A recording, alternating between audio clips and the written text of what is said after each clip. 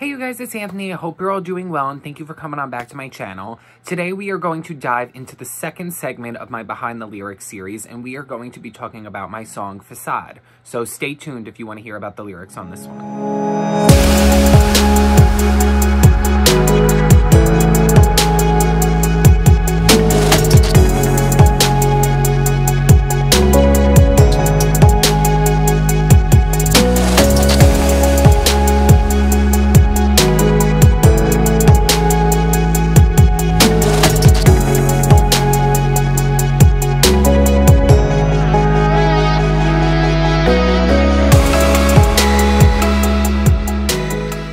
So today we're going to be talking about Façade, which is the second song on my debut EP, Genesis. And Façade, it's kind of funny because there's a couple of songs on the EP that I specifically, I named them before I wrote them. Sometimes I pick a word that I feel like is a very powerful word and something that I feel like I can go off of and get a lot of inspiration off of. And for some reason, the word Façade just appeared in my head, and I kind of wrote that down, and I literally on a piece of paper wrote Façade, written by Anthony Mascia, before anything was even written. And then I proceeded to write the song because I just felt like that was a powerful word, and it was going to be, it was kind of going to jump off the page in the chorus. So that's how the name of this song came about. This is also a continuation of Genesis. Everything is designed to be in a very specific order. So if you guys didn't watch the prior Behind the Lyrics video where I talk about the title track of the EP Genesis, I will link that down below. Because in Genesis, I'm talking about a rebirth. I'm talking about a new self, laying all the parts of myself that I did not like, my former self that I'm considering, to rest, and only going forward with this new rebirthed self. And now that I am this new person, Façade poses the question of, who am I? Who is, is it a book being judged by its cover? Who is the person behind the facade, behind the aura? That's what this whole song is about. So let's just dive right into the first verse. I'm excited to explain this one to you guys. I also think it's kind of funny because it's hard to predict what I think are going to be the popular songs and what you guys actually end up liking. And the funny thing about this EP is each song is a totally different genre. I mean, Genesis is, I guess you would consider it pop, but it does have a little bit of world influence to it. Façade I consider a little bit more of like an urban pop type of song.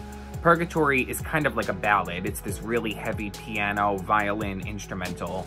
Then you have Coronation Day, which is hip-hop. Double Life kind of brings you back to pop. And then Revelation is a little bit of more of like a soulful, almost like a bluesy type of tone. So it's like, it was hard for me to predict what I thought everybody was going to like, but I was a little bit nervous about this one, and I was a little bit nervous about Double Life. And the people who love Façade love Double Life. So those are like a lot of people's favorites. If they like this one, they like those two, I guess because they have a similar feel to it. But I'm glad the reception to this one has been pretty good because I was a little bit nervous about this one. So the first verse says, "You think you know me, you think you understand. Wouldn't it help if I knew myself before extending you my hand?" And I liked the idea of saying, it's almost like you hear all the time, how can you allow somebody to love you if you don't even love yourself?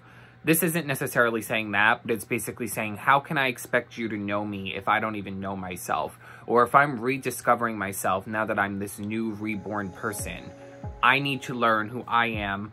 I need to adjust to the parts of myself that are new and that I'm giving new life, this new confident, courageous side, looking for clarity, all the things that we talked about in Genesis prior to this. Now that I am that, I need to figure myself out before I can extend my hand to you and allow you to come in and know me. So that it sort of poses it like these couple of verses, they get you thinking, which is what I wanted to do intentionally. Then it says, "You think I trust you, but I don't trust myself. I've been fooled before by those just like you think you're stealth." Again, it's posing a similar question. You think I trust you, but I don't even trust myself. The reason that I'm saying I don't trust myself is because now that I'm this new person, I'm sort of figuring out how I'm going to react to certain things. And it's sort of saying like I have almost like heightened senses and a new sense of awareness, and I'm looking at things differently. Maybe I'm looking at the glass half full as opposed to the glass half empty, or maybe you just see things differently when you're in a different light and when you're in a different place of your life. It's like if you're in love, you might see things a lot more with the rose-colored glasses on than you would if you were not in love and you're a little bit down in the lows.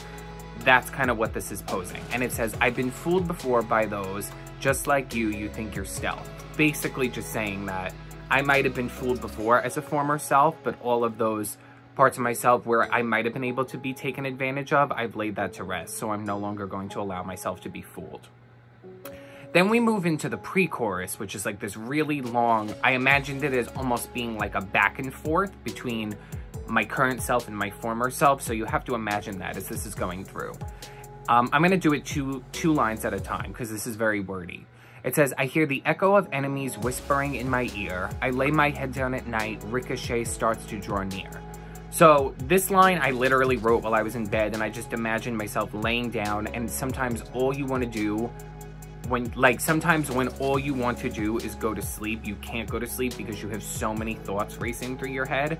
And in this instance, I'm saying I hear the echo of enemies. I hear people who maybe are against me, people who maybe have judged me, or while I was writing this, I was nervous about the judgment and the backlash that I could potentially get because I kept this project a secret for a very, very, very long time. So I'm thinking about what's going to happen as I'm going to unveil this. How are people going to react?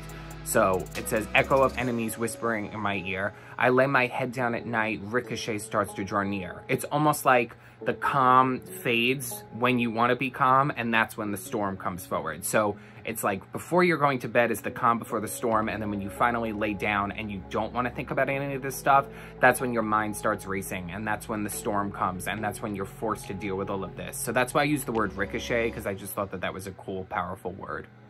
I can feel all their judgment burning me straight to the core. I should thank them because all their hate made me push for much more. I think if you get to a place with yourself where you're in a healthy place where you can take in, whether it's in the form of hate or whether it's in the form of judgment or whether it's in a nicer form of constructive criticism, and you can turn that around and just sort of internalize that and use that as motivation to go forward, I think that that's a really good, healthy place to be in. Not everybody can do that. Not everybody has a thick enough skin for that. Not everybody, their insecurity level might be a little bit higher, and that might really take them to heart and wound them a little bit. But that's basically just saying anything that you want to throw at me, I'm going to take it, I'm going to internalize it, and I'm going to throw it back out of you as just more motivation and with a stronger, just whether it's in terms of the EP itself saying that I'm just going to create a stronger project, or just in life, just I'm going to be a stronger person, I'm going to act more strongly, however you want to interpret that. A lot of these lyrics can be interpreted in multiple different ways and applied to many different situations. Even though they're personal to me, it doesn't mean that it can't be personal to somebody else's situation that's different. You know what I mean? Then it says, I'm not someone who you can figure out exteriorly. I'm not the one whose actions can be deciphered easily. I love those two lines. That's definitely personal to me because my whole life, a lot of people have told me that I'm not the easiest person to read. I'm also the type of person who I am very warm and friendly and bubbly towards you even when I first meet you. I don't necessarily come across cold, but I don't trust immediately. I'm not exactly pulling you right into my friend circle right away. I'm definitely not somebody who I can be figured out exteriorly. I think I keep a lot of things to myself. I think I keep a lot of interest to myself. I'm just like a very independent, quiet, keep it to myself type of person. So I'm definitely somebody who's been guilty of like a book being judged by its cover. And my actions cannot be deciphered easily. I just love the way that that paired together. You can't determine me exteriorly and you can't decipher my actions easily. I'm the definition of don't judge a book by its cover. I'm a hater, I'm a lover, all in one, come uncover. That's sort of a testament to me owning up to my flaws. I think I am a hater and a lover at the same time. I think I can be great and I think I can be awful at times, and maybe that makes me a little bit difficult to deal with. But I think I'm just somebody who, like, when I love hard, and when I hate really hard. And I will fight dirty, but I will also be somebody who is willing to own up to their flaws and cop to their mistakes. I don't necessarily consider myself a stubborn person, but I'm not going to say that, you know, it's just all love going forward and no hate. I definitely can be a hater and a lover at the same time. And I also like the oxymoron of that in terms of how it works lyrically. You know, if you think of all of this, it's sort of setting the scene here. It's saying, I'm a hater, I'm a lover. Don't judge a book by its cover. You cannot decipher me easily. You can't decipher my looks or my actions. I hear all of this hate that I'm getting, and I am internalizing all of this judgment, and instead of processing it with rage and with fear, I'm processing it and going forward with confidence, and to give you guys a much more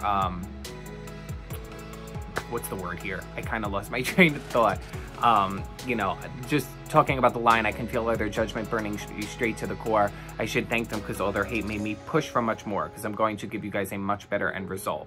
That's what this all is saying. So then it says, we're moving into the chorus now. What's beneath my facade? Good luck trying to uncover. What's beneath my facade? I invite you to discover. What's beneath my facade? Good luck trying to uncover. What's beneath my facade? I invite you to discover.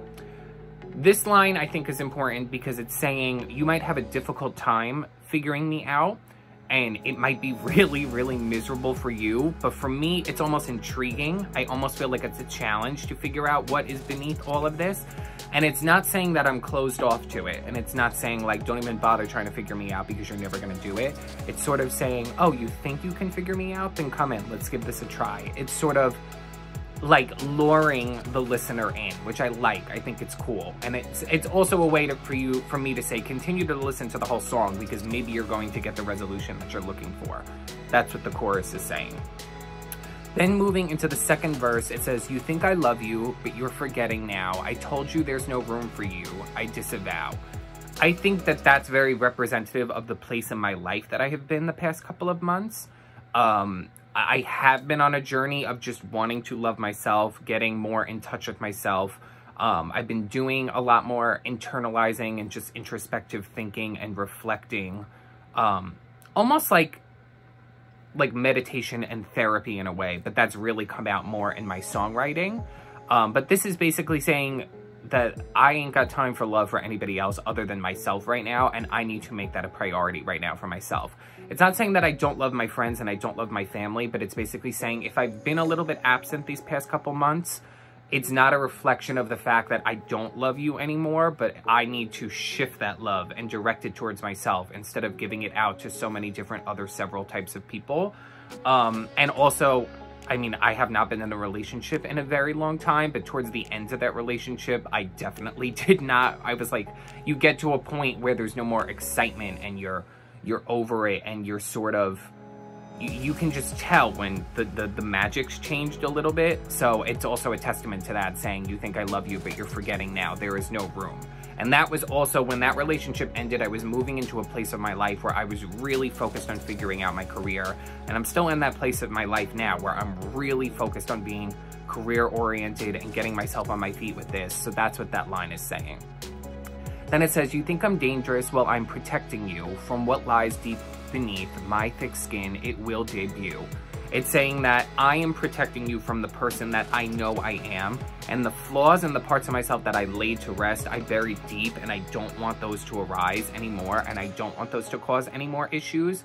But I think that we all have that person inside of us that can snap if provoked a little bit, and this is saying that I'm protecting you from that. And there might be a reason that I'm acting strange, or there might be a reason why I'm being a little bit standoffish, because I don't want you to see that side of myself, or I don't want you to say something that could trigger that. So it's saying it will debut. It's a part of me. You're going to see it. Love me or hate me, I am who I am.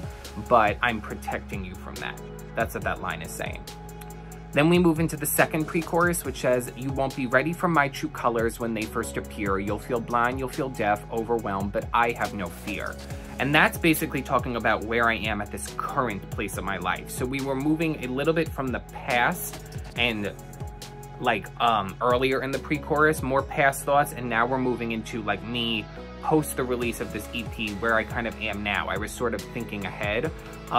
Me revealing my true colors is what I feel like I've been doing this past few months, and I think a lot of people weren't ready for that. I think a lot of people were shocked by that, and I love saying you'll feel blind, you'll feel deaf, you'll feel overwhelmed. It's sort of every emotion that you can possibly feel. I'm sure that's the way that a lot of my friends and family felt when I unveiled my music to them for the first time. I'm sure a lot of people were shocked and disappointed that I maybe wasn't going forward with medicine anymore, which is why I was so apprehensive to tell everybody. And I am a big believer in keeping something a secret until you feel like it's ready to be unveiled.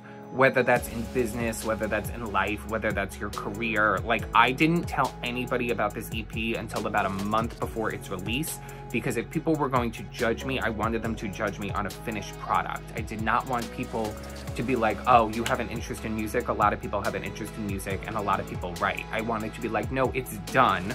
I did all of my copyrights. I did all of my contracts. I found my own producer. I found the studio that I worked at. I hired musicians. I wrote all of my own lyrics. It's done. Now judge my finished product. So it's just talking about the current place in my life that I'm in and why I kept everything a secret. And it's saying I have no fear going forward. Everybody else might be able to have fear, but I'm in a place in my life where now that this is unveiled, I finally don't have fear, and it's just full steam ahead at this point. I've been warning you from what happens. I've been warning you from day one. When it happens, you'll be scared, but the scariest part has yet to be unveiled. Beware. So those set of lyrics I like, because I just think it's cool to say, I've been warning you that I had this side of myself, and you're not going to like it when this side of myself comes out. But if you think that that's the scariest part and you can't handle that, then you definitely can't handle the scariest part. And that's not really about anything in particular, because I have not been warning people from day one about this EP or about music. It's something I've kept very secret and private. So the line prior to this refers specifically to the music in this process. This line is basically just saying, if you can't handle me with what you think you're already scared of, then you definitely can't handle it, because the scariest part has yet to be unveiled. Then it says, I'm so guarded because I know that this is the end result. One step forward, two steps back. That's pretty much how it goes. That's something that I've kind of felt like my whole life. Sometimes I felt like I've always been the kind of person who's kind of been one step forward and two steps back. I feel like I'm not necessarily like the best luck with certain types of things. You go through your whole life and you know people who always get amazing test scores and always never have to study and always do well and always get into their dream schools and always get full scholarships, and they don't have to work. They have money already. And like people, like it just seems like the people who everything works out for them, it continues to always work out for them, and they genuinely just have good luck. And then there's the people who you know are getting their way to the top for fraudulent reasons, but they never seem to get caught. And then there's the person like me who's one step forward, two steps back, who always had to work and always had to study to do well in school and never did bad, was a very good student, but probably could have done better if naturally I didn't have to study. Or I was never the person who did well on standardized tests. Like I didn't do well on the SAT. I didn't do well on my MCATs. I didn't get into my dream college. I didn't get into my dream high school. Like a lot of things, like I really had to work for everything I wanted. And I knew that's how it was going to be with my music. I knew I was not going to be the person who was going to put a song on the internet and it was going to go viral and everything was going to blow up. Like, I know, because that's just how my life has always been, that I'm going to have to work hard at this and I'm going to have to make something of this from scratch, from ground up, which I think will be much more gratifying and rewarding in the long run, but I just know that that's the type of luck that I have. So I'm so guarded because I know that this is the end result. One step forward, two steps back. That's pretty much how it goes. It's talking about what I just said, and it's also talking about my relationship with people. And I have another song that I just wrote not too long ago that's sort of a follow-up to this, but more in like a relationship type of perspective. So I don't want to give too much away, but I think I explained what those two lines mean for the most part. The invitation's on the table, babe, so come and discover. I'm not responsible for what happens, so go ahead, uncover. It's basically just like the last two lines of the other pre-chorus. It's saying, I'm not closed off. I'm inviting you in. Come unveil, come see whatever you want to see, but I'm not responsible for any damage that it may cause because this is who I am, so take it or leave it. There's definitely a little bit of like a confident, rebellious undertone to this song, which I like. Then we move into the chorus again, which I'm not going to explain because it's the same thing, but I really want to talk about the bridge because I think the bridge of the song is really cool. It says, and I bid you good luck because no one's been able to do it yet.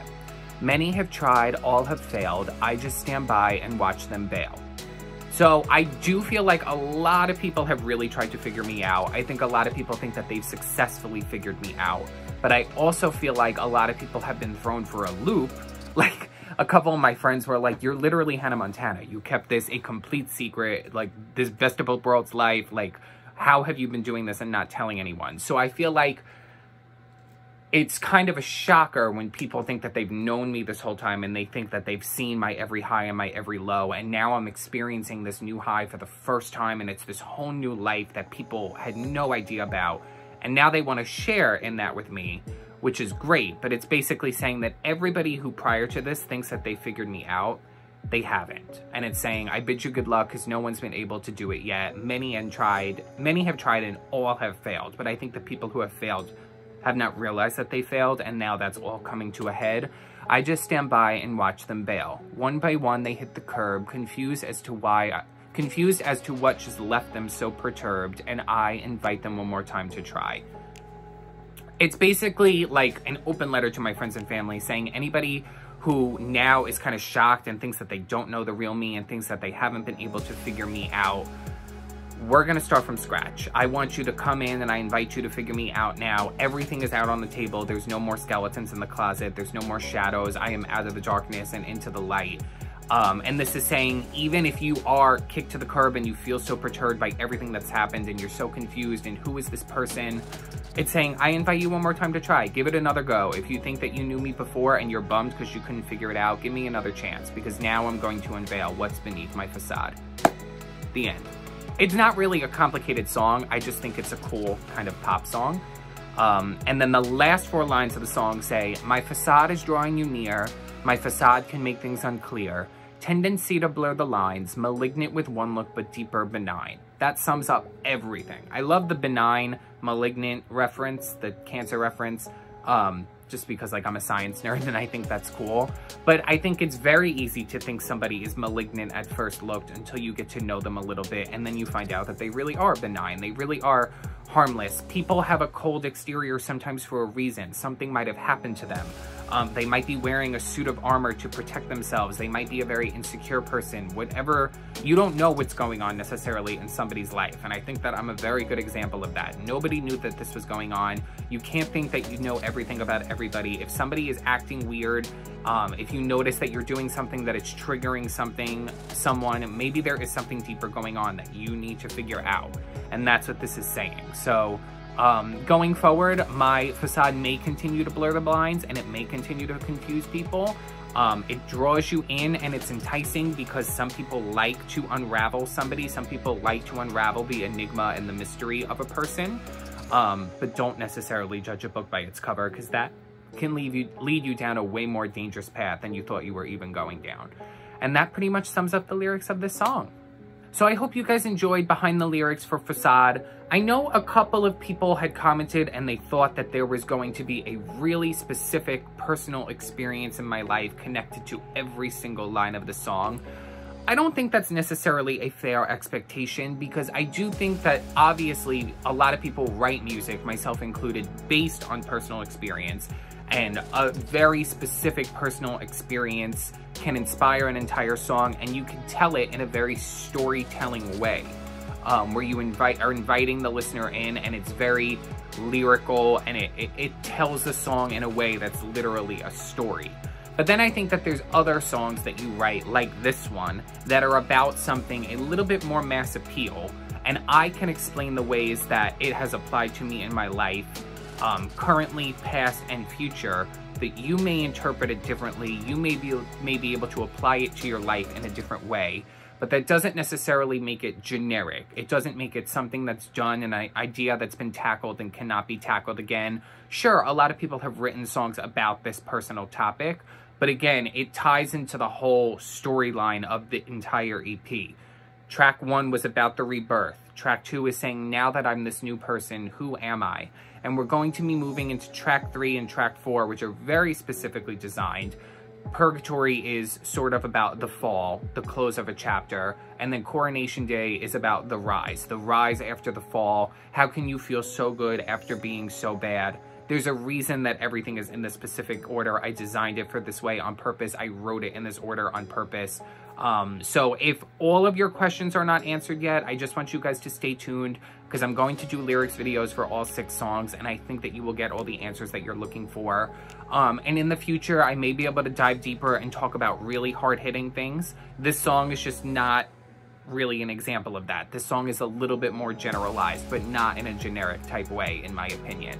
So if you guys enjoyed this video, feel free to give it a thumbs up, comment down below. I would love to hear your thoughts, comments, questions, and concerns. I will link part 1 of the segment where I talked about Genesis down below. You can find all of the audio videos on YouTube, or if you want to support me and purchase, download, stream any of this music, the link will also be down below. The more that you guys do that, the more you support me going forward, and it's going to just lead to better sounding music, fuller creations of music as opposed to just singles. I would love to be able to do an album of maybe 9 or 10 songs, maybe a little bit more, maybe a little bit less.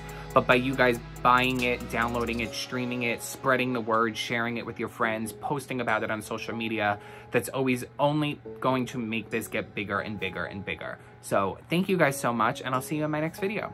Bye.